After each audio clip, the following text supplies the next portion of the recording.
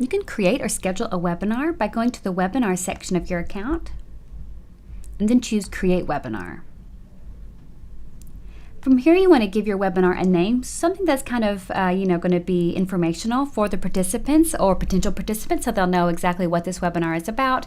So we can call it like new customer onboarding, or 10 ways to make sure your email gets opened, something that's specific, so people can understand a bit more about what's going on.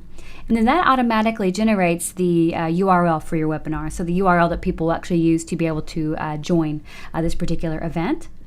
You should choose when the webinar is going to be hosted. And so this time here is going to be specific to the time zone that you have set for your account within the My Account section. So keep that in mind as well. And so you can choose, which date this webinar should be hosted for. So, what day of the week. We could say, Tuesday at 10 a.m. or, 11 a.m., whatever time, you want to host this webinar.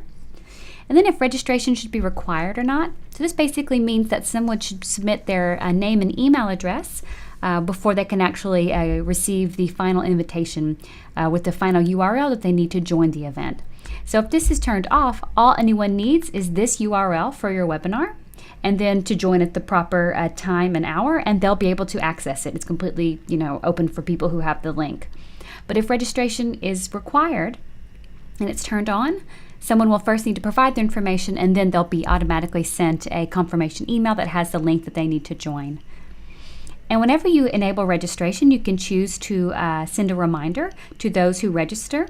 So hopefully after you schedule this webinar, you'll be inviting some people, letting them know about it. They'll register, and then everyone who registers can be automatically sent a reminder at some time interval that you choose here before your webinar starts. Another important aspect when setting up your webinar is this access and subscription aspect. You'll be able to choose if you'd like to actually share this webinar on your social media accounts if you connect them here. And then anybody that registers for your webinar will be automatically added to a particular list within your GetResponse account. And so you need to specify which list you want for these registrants of the webinar to be added to. And you also have the option to choose how they can access it. So if it's open, that means after they register, they'll be sent a link and they're good to go. But if it's password protected, you should include, a password, and that would also be provided to everyone after they register. So just a little extra little step of security if you'd like to make sure that that's how that people are joining as well. You should also specify if someone should be added to your autoresponder cycle or not for that particular list. If you have, an autoresponder messages set up there, if they should be added to that cycle or not.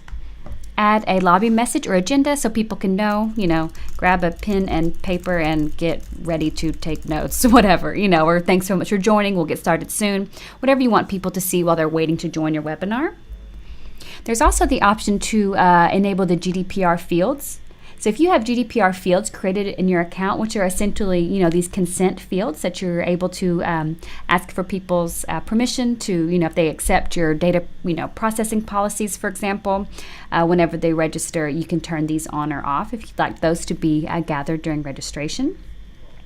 And finally is a thank you page. So this actually refers to the page that everyone will see whenever your webinar finishes or whenever they leave your webinar. So this actually refers not to the page they see after they register, but when your webinar is finished or they join your webinar and then leave it. And so it can be one of the landing pages you have created in your account or a custom URL. That you have, for example, some specific page on your website, or if you don't have a particular preference, there's just a default GetResponse page that you can choose. And then essentially that is all you need to do to create your webinar. Once you click save and exit, your webinar is actually scheduled and ready to go, and you can actually now share this particular URL with people so they can actually register for your webinar that's coming up. You can also send an invitation from that previous screen we saw, or right here as well within Manage Webinars, that would automatically include the name and date and registration URL within the, as you're used to it, called the newsletter editor, probably I would say. That's maybe how you're used to referring to that. And so you'd be sending a webinar invitation right here as well. But it's very simple to be able to set up your webinar and schedule it, or go ahead and host one as well right here. And then you'll see all of the additional options you have for the webinars that you have coming up within this menu action right here.